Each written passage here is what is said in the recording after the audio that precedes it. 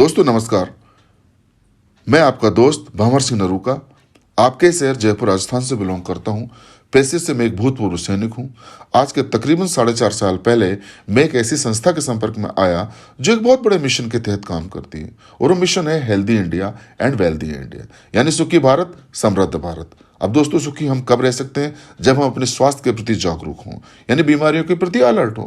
वैसे भी बुजुर्गों ने कहा है, पहला सुख निरोगी काया, दूजा सुख घर में माया। लेकिन दोस्तों, बीमारी का नाम सुनते ही आपके मन में सवाल आना लाजमी है कि बीमारी की चर्चा करने के लिए तो एक डॉक्टर का होना जरूरी है, और मैं डॉक्टर तो हूं नहीं। जैसा कि मैं अपने पूर्व परिचय में बता चुका हूं कि मैं एक भूतपूर्व सैनिक हूं।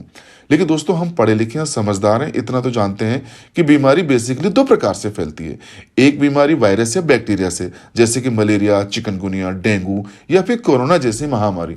तो इनका इलाज कहाँ है? मेडिकल साइंस यानी डॉक्टर के पास, तो उनकी चर्चा नहीं करेंगे। लेकिन जो दूसरे प्रकार की बीमारी है, वो किसी वायरस या बैक्टीरिया से नहीं फैल रही। तो फिर किससे फैल रही है? वो बिगड़े हुए खानपान और गलत दिनचर्या अपनाने के कारण समाज में देखने को मिल रही है, जैसे कि डायबिटीज, ब्लड प्रेशर, आर्थराइटिस यानी कि गठिया वाय।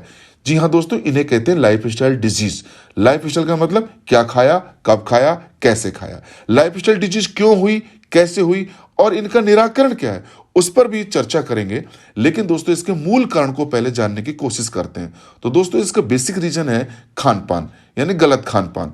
और दोस्तों, खान पान की अगर मैं बात करूं तो हमारे बचपन से ही हमारे घर के बुजुर्ग, दादा दादी, मम्मी पापा हमेशा से गाइड करते रहे कि बेटा क्या खाने से सेहत बनती है और क्या खाने से सेहत बिगड़ती है। और सेहत बिगड़ भी जाए तो देसी तरीकों से, देसी नुस्खों से उसका इलाज हो जाया करता था। सर, याद करिए आपके बचपन के दिनों की बात, जब आप बाहर से खेल करके घर में आया करते थे, पसीने में भीगे होते थे, तो मम्मी क्या कहती थी? बेटा ठंडा पानी मत पीना, नहीं तेरे को सर्दी जुकाम खांसी हो जाएगी। और नहाना तो बिल्कुल भी मत, नहीं तेरे को बुखार हो जाएगा। और बुखार हो भी जाए तो मम्मी क्या करती थी?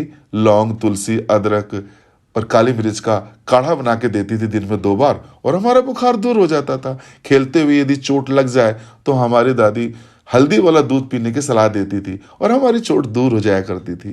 तो सर, मैं आपसे पूछना चाहूंगा, तो क्या मम्मी हमारी डॉक्टर थी? क्या दादी हमारी डॉक्टर थी? जी नहीं।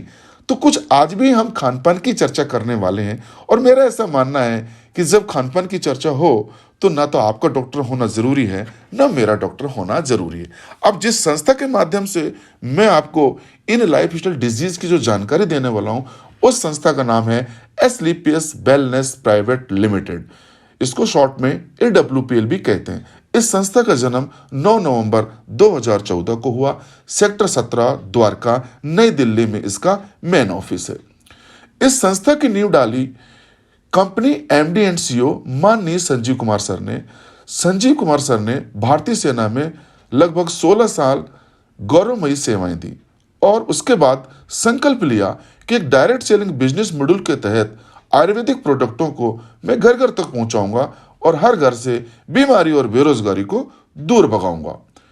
इस कंपनी के पास में समस्त प्रकार के लीगल डॉक्यूमेंट्स हैं, जिसमें चाहे कंपनी का रजिस्ट्रेशन हो, लाइसेंस हो, पेन हो या ISO जैसे अन्य सर्टिफिकेट्स हो। कंपनी को राष्ट्रीय स्तर पर और अंतर्राष्ट्रीय स्तर पर कई सारे पुरस्कारों से नवाजा गया। इस कंपनी को हम कंपनी नहीं बल्कि संस्था भी कहते हैं, क्योंकि समाज के हित में निस्वार्थ भाव से बढ़ चढ़ करके हिस्सा लेती है। उदाहरण के तौर पर पुलवामा अटैक में हमारी कंपनी ने 11 लाख रुपया उस समय तत्कालीन रक्षा मंत्री माननीय राजनाथ सिंह जी को भेंट किया। जी हाँ दोस्तों, कोरोना क्राइसिस में कंपनी ने 25 लाख रुपए का डोनेशन दिया PM केयर फंड में।